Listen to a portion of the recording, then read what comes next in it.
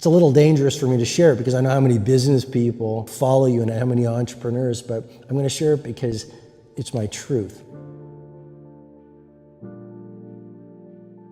The key piece is this. A lot of business builders, a lot of athletes think that it's work harder to achieve more. Well, that's been debunked by science. People's phones are costing them their fortune. You can play with your phone, or you can be monomaniacally focused on being a history maker and legendary. You don't get to do both.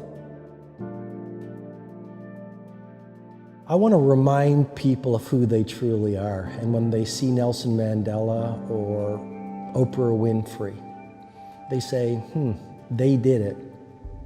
But legendary is simply a testimony to ordinary people who thought differently, felt differently, and did different things, and thereby became who they were. And if they can do it, I can do it if I go all in. The human brain has a phenomenon called transient hypofrontality. The neocortex, as you know, it's the seat of thinking. It's our monkey mind, it's all the chattering, it's the stuff that says, Tom, you can't do it, Robin, you can't do it, what would they think? What if I fail? What if I get laughed at? That's all the neocortex. It's the crown jewel of brain development. Not our primitive brain, crown jewel. But there's no genius in there. Now here's what I mean. When we get away from distraction and we find our Menlo Park, or we go work in a quiet place and we get lost, the neocortex actually shuts down. That's why it's called transient hypofrontality. For a short period of time, our thinking shuts down. The whole model is in the book.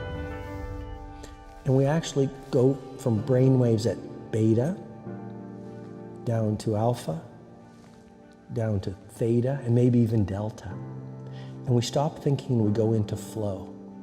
In other words, the advanced minds of the world, the great geniuses, Galileo, Da Vinci, Steve Jobs, they weren't in the neocortex.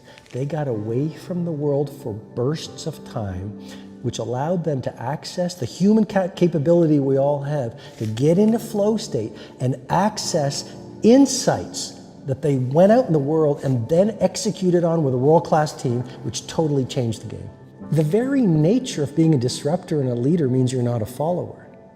And if you're not a follower, then you're not buying the Kool-Aid that society sells you. If you're not a follower, you're not like this all the time looking for likes. If you're not a follower, you dress the way you want to dress. If people criticize you, yeah, they criticize all the great ones. 5 a.m. Weird. Who does that? Why not sleep? Leaders have to be willing not to be followers. It all starts with who you are, because you'll never rise any higher than what's going on within you. Before the sun rises is the time of least distraction. Before the sun rises, where you can build intimacy and fluency with what you want to stand for in your day. Before the sun rises, the luxury and tranquility of the early morning hours, you can do that deep inner work that will allow you to go out in the world and play at your best. So what the 20-20-20 formula is simply this. There's 3 pockets. The first pocket is move, 5 to 5-20. And you get into the sweaty exercise because, like I mentioned, it releases neurotransmitters, it reduces the cortisol, it increases your metabolic rate, which gives you more energy. So now it's 5-20. Fundamentally, you feel different. You have energy. Your state is strong. You've got a fire in your belly, and you've accelerated your focus. 5-20 to 5-40 is the second pocket of the 20-20-20 formula, which is reflect. We live in a world where a lot of people are busy being busy, but what's the point of being busy around climbing the wrong Mount Everests? And so clarity is one of the DNAs of mastery. You know this. If you talk to the titans of industry and you talk to the people really getting traction around their ambition, these are people who have a monomaniacal focus on the few things that matter. They have an obsession bordering on a possession around the few priorities they want to build their life around. And so 5-20 to 5-40, the second pocket, you write in a journal, you meditate, you visualize, you do what I call in the book a blueprint for a beautiful day. Or you just sit in solitude and you think and you ponder and you reflect. And then the final pocket is 5:40 to 6 o'clock, and this is the victory hour. The final pocket is grow. One of the keys to epic performance is a relentless commitment to daily growth. The premise is basically this: as you begin your day, so you handcraft the rest of your day. And if you have consistently great days, you're going to have consistently great weeks, quarters, year, and a lifetime. So your days are your life in miniature, and you got to get those mornings calibrated if you really want to win. We are built to progress. We know that the human brain craves novelty.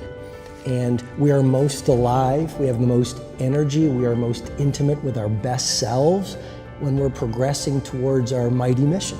Everyone's talking about mindset, but mindset is just your belief system, it's just your psychology. It's very important, but that's 25% of the personal mastery equation. The second piece is your heart set, and I worked on that. Purifying your heart, that's your emotionality, not just your psychology. You're never gonna make history dominate your domain and handcraft a world-class life if you've got a great psychology, but you're carrying the pain and sadness, disappointment and trauma of the past. Your health set. Don't die. If you want to change the world, like dead people don't change the world. So health set. Biohacking. There's a whole chapter on recovery and the essentialness of sleep. So really getting your health set right, but there's a fourth interior empire that I worked on that allowed me to go out in the world and pursue my magic. So it's not just mindset, and it's not just heart set, and it's not just health set, it's soul set. And soul set has nothing to do with religion. Soul set is about working on your character. So you re-access your nobility and your bravery and your authenticity and your decency. And you find a cause that's larger than your life. So when you go out in the world every single morning, people might ridicule you because every genius is ridiculed before they're revered. People might throw stones at you, but you use them to build monuments of mastery. People might not understand you because any disruptor is going to be misunderstood. And even if you're an army of one, a Galileo or a Steve Jobs or Phil Knight, you continue at all costs. I think what's happened on the planet right now is there's been a great seduction and a great brainwashing. When we are kids, we want to be astronauts. We want to be billionaires. We want to be history makers. We want to do all our dreams. And we stand in awe and wonder, and we're full of curiosity, and we're loving, and we're passionate, and we're strong. We're not afraid to be ourselves. But as we leave the perfection of childhood, the hypnosis and the brainwashing begins. Our well-intentioned parents say, oh, you want to be an astronaut? You want to start a business when you grow up? You want to paint like Jean-Michel Basquiat? Be reasonable. And George Bernard Shaw said it better than I ever could. He said, the reasonable man adapts himself to the world. The unreasonable one persists in adapting the world to himself. Therefore, all progress depends on the unreasonable man. Our parents give us limitation based on their limited psychology and their emotional patterns that they learned from their parents. Then we go to school and we're taught to live in a box, think in a box, dress like everyone else. Don't sing too loudly, don't dream too big, don't be too passionate. And then our peers do the same thing to us, and then society says, oh, genius is the realm of genetics, not everyday people, which has been dismissed by some very good science. You know, I mean, the 10,000-hour rule that we all know from Florida State University professor Anders Ericsson, it just confirms so much.